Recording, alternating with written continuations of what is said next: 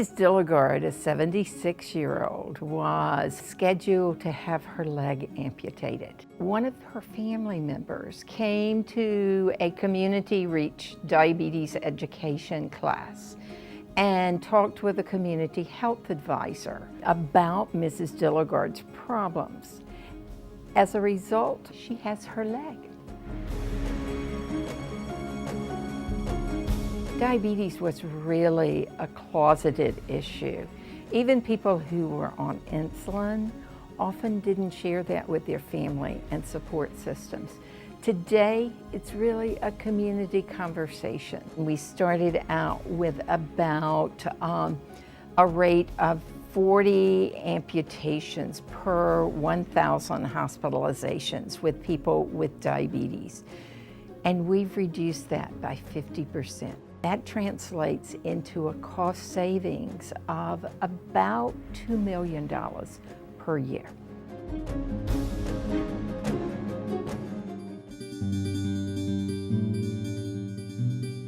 In 2003, we did our initial community readiness surveys, and what we found out is that the community wanted to talk about methamphetamine. They really weren't interested in talking about cardiovascular health. But with the knowledge that we gained from the surveys, we were able to develop a presentation that dealt with the impact of methamphetamine and substance abuse on cardiovascular health. So this was an innovative approach, and it captured the attention of the community. The community really felt like that we were talking about what they wanted to talk about. And through that, we were successful in getting across our heart health message. Welcome to Cooking with Council. We're going to be cooking some vegetable chicken stir fry. We have a program called Cooking with the Council. What we did is they take recipes that we're used to, we've grown up with, and they change the ingredients around and make them healthier recipes. And we were wanting to show these in our healthcare facilities, our exercise facilities. We're going to learn right with y'all today, so it was kind of new for me too.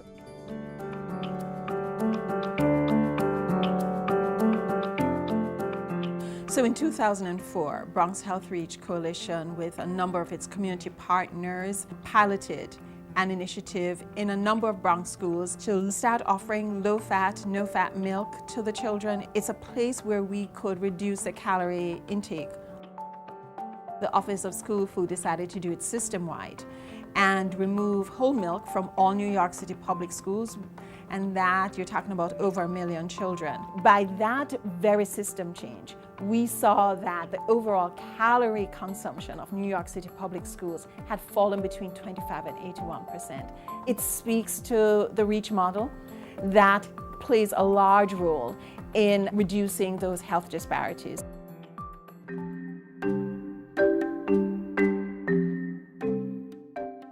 We work with Pacific Islander and Southeast Asian women around breast and cervical cancer, and we work with them to increase screening. We do patient navigation, so we'll do everything. The total population is about 600,000 women that we could reach throughout Southern California and other areas. We reach about 150,000. For the Asian and Pacific Islander community, cancer really had a stigma. People equated cancer with death. Through our program, not only did they build trust, but we built communication up with the providers. We've had several hospitals be really supportive to the women. For example, one hospital has been hosting our Thai cancer survivors group, and in fact, we just had a fashion show with the cancer survivors. The doctors come out, they help to run the support group as well. After our program, 70% of the women got screened, and they get screened regularly on an annual basis.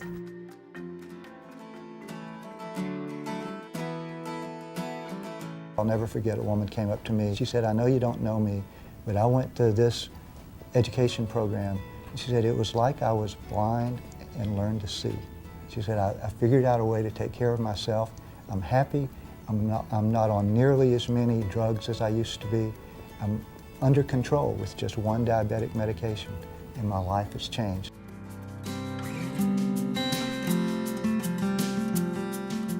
We are in the middle of the Deep South, and we have the majority of our population are low income and minorities. And most of the people there are completely isolated. Lack of transportation, lack of healthcare access, very limited facilities for mammography. We trained about 170 women to serve as community health advisors. and by giving them the knowledge, they can be empowered to help and serve and educate their neighbors and the women in their communities. They took those messages and delivered it in their own way. For example, they had a head show in their church and invited all the community to come and watch the head show, but then they delivered the message about screening. They reached at least, we know, about over 3,000 women. We were able to reduce the disparity in mammography screening from 18% to 3%.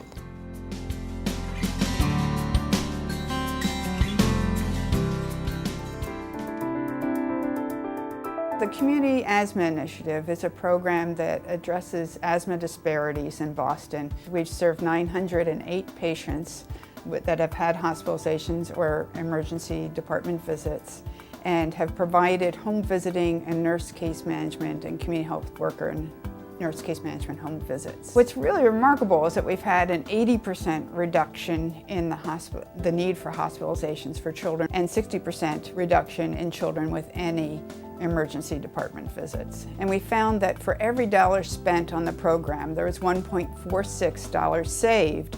When we add quality of life in trying to estimate the cost of missed school days and missed work days, there actually was a 1.73 return on investment. And that's saved to insurers and to society, not to the hospital.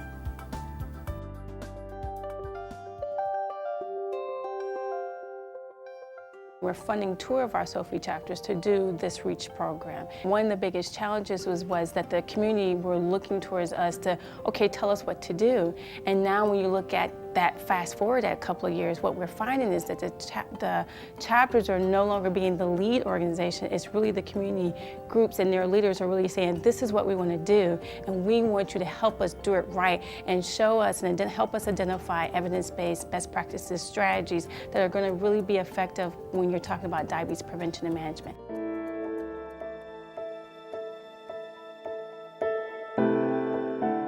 We really see our role as being an expert resource and research center on hepatitis B. With this REACH funding, we've been really been able to create networks, link partners, link community organizations that didn't know that there was a community organization in the state right next door to them doing a similar project.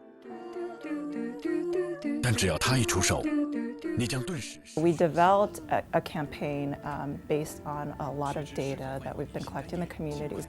There's a big LED screen on the corner where the large part of our community, the Korean and the Chinese community, live, and it was there every 20 minutes. We're really thinking long term. We want to be able to sustain this project and develop something that will work in other communities.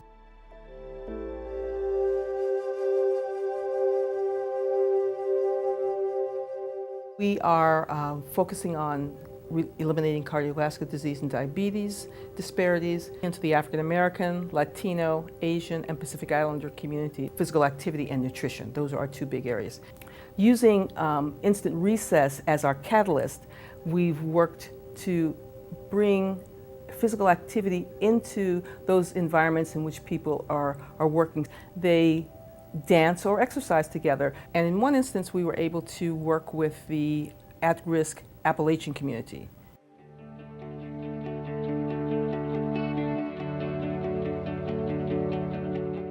Our grant is specifically looking at our West Indian population to address the high prevalence of type 2 diabetes in their community. We discovered that 28.5% of our West Indians are affected by type 2 diabetes as adults.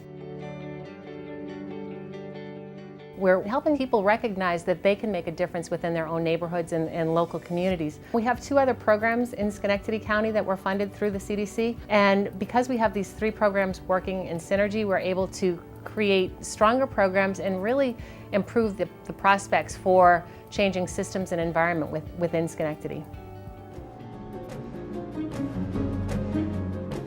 The genius of what CDC has done with REACH is that someone decided that the communities that were most affected should be the ones that designed the solutions to their problem. I think the biggest inspiration from this is that CDC had the trust in us, that we really knew the answers for our community.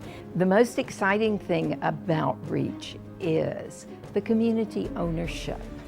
They really have taken this project and made it their own. It's one thing to ask people to be a partner. It's another thing to really actively engage folks in the process from the beginning. For communities of color, REACH gave us hope.